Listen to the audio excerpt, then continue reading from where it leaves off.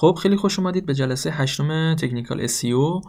موردی که امروز می‌خوایم راجعش صحبت کنیم بحث ریدایرکت ارورها هستش که 4 حالت مختلف داره و 4 حالت مختلف رو بهتون توضیح میدم و سعی کنید سایت خودتون رو یه نگاهی روش داشته باشین و مشکلش رو رفع کنید. مورد اول یک زنجیره ریدایرکت هستش که احتمال داره پیش بیاد و این اطلاع رسانی رو داخل سرچ کنسول تو قسمت پیجز بگیرید که بیش از 3 تا حالا ریدایرکت چین بیشتر توصیه نمیشه که حتی اصلا من با همون 3 تاش هم مشکل دارم و به نظر من نباید سایتتون ریدایرکت اصلا داشته باشه.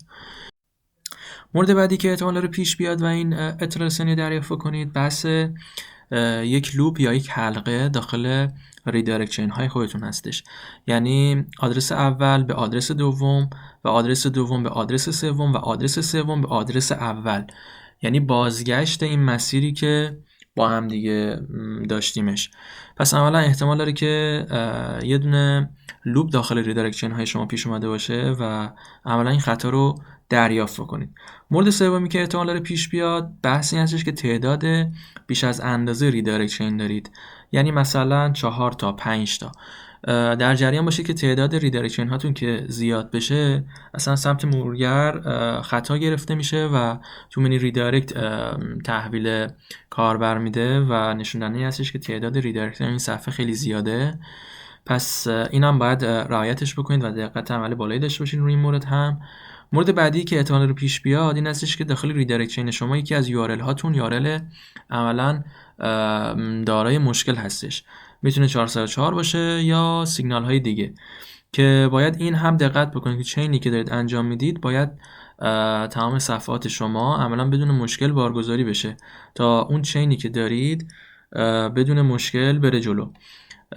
در وهله اول بازم تاکید میکنم سعی بکنید که ریدایرکت چین داخل سایتتون به هیچ عنوان نداشته باشین، چه سایت کوچیک چه سایت بزرگ.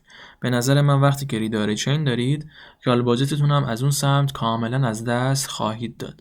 خب سوال بعدی این که چطور بتونیم از ریدایرکت چین خودمون یه دونه اکسپورت داشته باشیم و بررسیش بکنیم.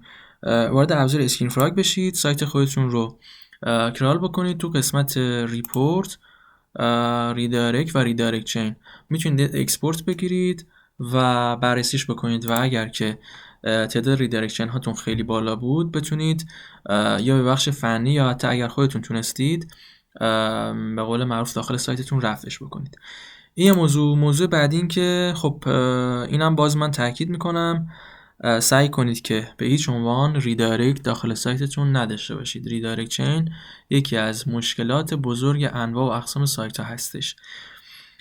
این جلسه رو هم با هم دیگه تمامش کردیم و اگرم که بخوام بگم خطاش یا اون اطلاع رسانیش کجا میاد داخل پیجز سرچ کنسولتون همونجوری که وارد بشید تو قسمت پیجز اگر ریدایرکت ارور داشته باشید اینجا قابل مشاهده است، تعدادش هم اینجا دارید و سورسش هم در جریان باشید که وبسایت هست.